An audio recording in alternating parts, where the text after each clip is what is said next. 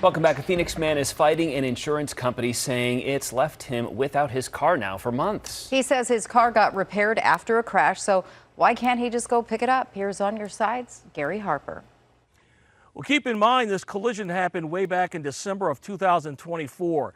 Now, the good news is the vehicle was repaired in January. The bad news is it's been sitting in the collision center all this time waiting to be picked up. The problem is the collision center wants to be paid.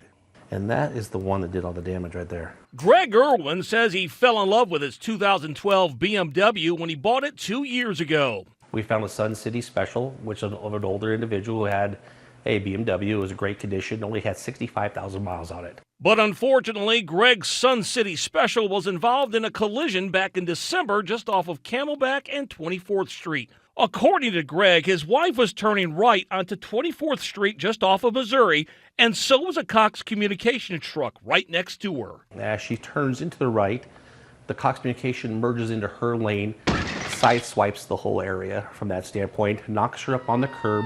Phoenix police responded to the scene and wrote up a police report. But according to that report, no one, not the Cox driver or Greg's wife, were cited. That's pretty big damage there. That's a pretty good sized damage. That's the whole fender.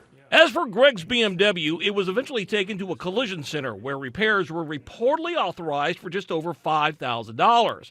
But this is where things get a little messy.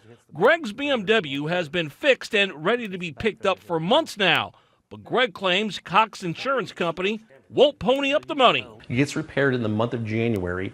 The collision... That's like 4 or 5 months ago. That is correct. And now the repair center wants to be paid. Of course they would, yes. Greg says he can't turn the issue over to his own insurance company because he only has liability.